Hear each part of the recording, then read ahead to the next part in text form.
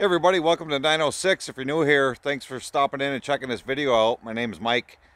So today I'm going to do a little video on deer camp history, and there is a pretty interesting story that goes along with this. But we're going to start off by taking a look at the camp here. I'll kind of show you what the original camp was and the addition and stuff like that. Okay, so we'll start here. This corner, straight down here to this corner, that was the original width of the camp. I think it's about 18 feet. I just pasted off quick. And this would originally been the front of the camp here. This would have been the front door. Over to there. And that's about 26 feet or so. So we're roughly 18 by 26. That was the original size of the camp.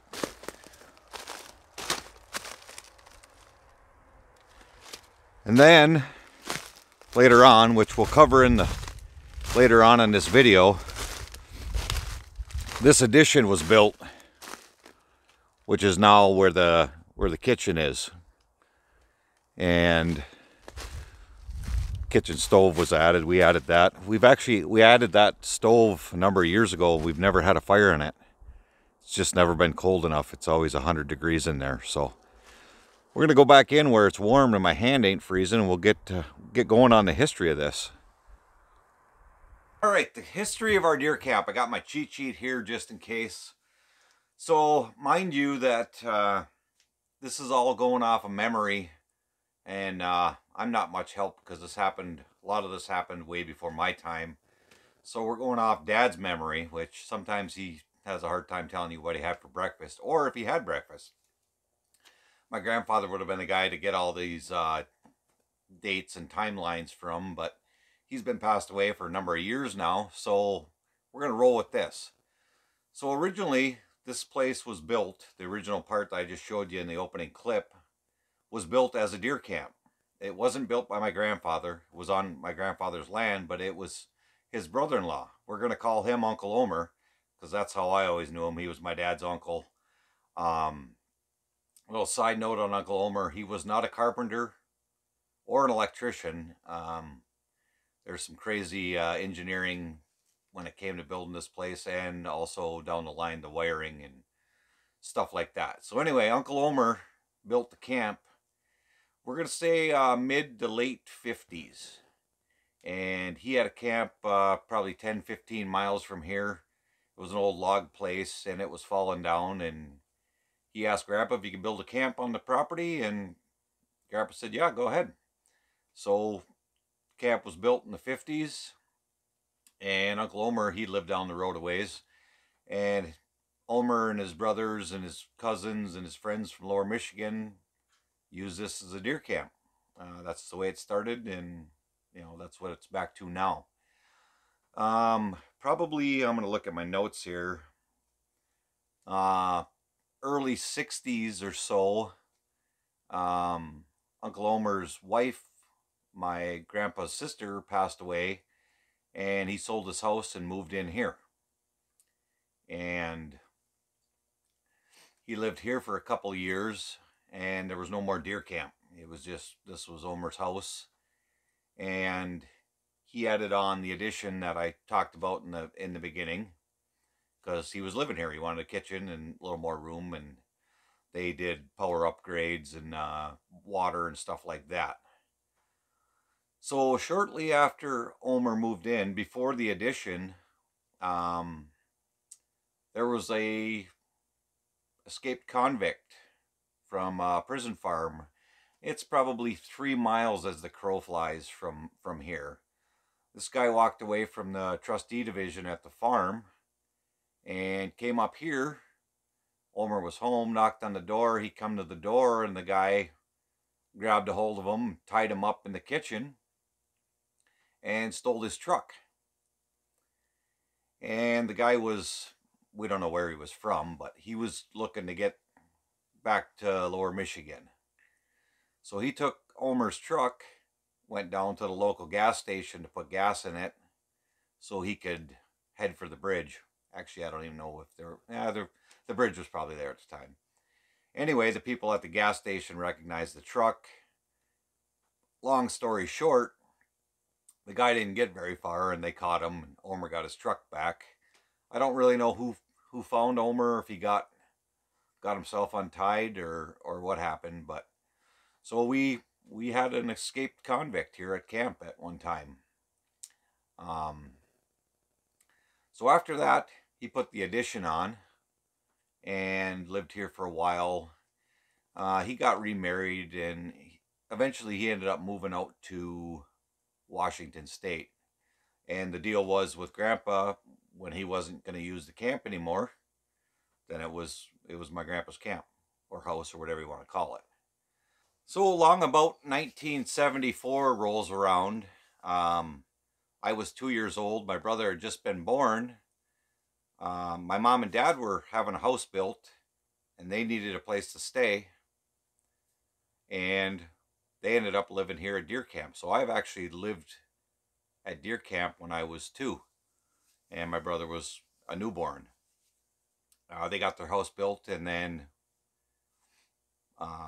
we all moved over to their house. So I've actually lived at Deer Camp twice in my life, other than the 2 weeks a year that I live at Deer Camp. And I'll touch briefly on the second time I lived at Deer Camp coming up here in this video. So my dad had hunted, just out of his house. He's across the way here just a little bit.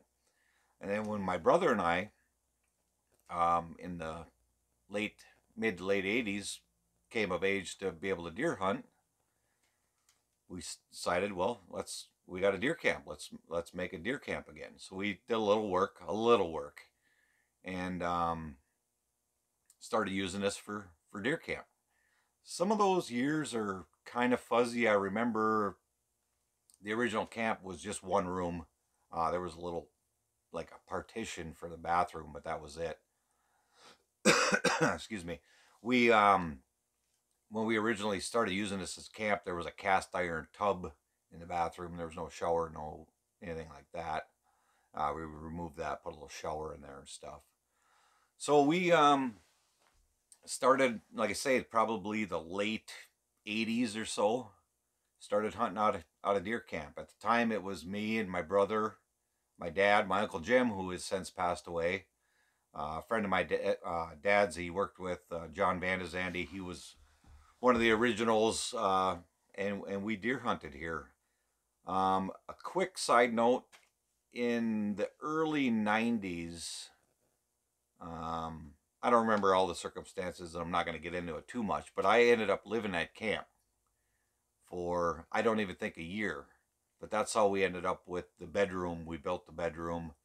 And that deer season, I was living here, do deer camp at the Sugar Shack. So we had 1 year, 91, 92, somewhere in there, where we didn't hunt out of this camp. We actually set up cots and hunted out of the Sugar Shack. The following year, I wasn't living here anymore. We're back to deer camp. And then through the 90s and the 2000s, early 2000s, this has been deer camp. We've been trying to do some improvements. We got the stove donated by a friend of mine. A number of years ago, we put a metal roof on it. We got some big plans for upgrading electricity. That, like I say, Omer wasn't an electrician. There's some crazy funky wiring, and it's got a four fuse, the old glass fuses in the basement. We're gonna get rid of all that stuff. We can't, back in the day there was no microwaves. Well, we run a microwave here now, and it pretty much shuts the lights off, and so we're gonna do a little upgrade there. So anyway, that's kind of the history of deer camp. I guess the next phase of the deer camp is about 10 years ago. If you want to reference the deer camp video I did last year, I showed how far it was, or how long it takes me to get to deer camp from my house. It's literally a 5-minute walk. So 10 years ago, I built my house next door. And we had some serious considerations of moving deer camp. We got property. We were going to put it in the middle of the property. Now, there was debates on whether we wanted to have a off-grid camp, because if we move it to the middle of the property, we don't have water, we don't have power. Some of us didn't care, some of us did. So we came to the agreement, and when I say we, my dad, my brother, and I basically, that we'd leave camp here and keep on improving it and making it nicer. We're never going to remodel the place. It wouldn't be deer camp then if it wasn't old and drafty and, but we are going to do some upgrades, electrical and stuff. So camp almost got moved 10 years ago, and now it's established. My house is established, and it's going to stay here for the future.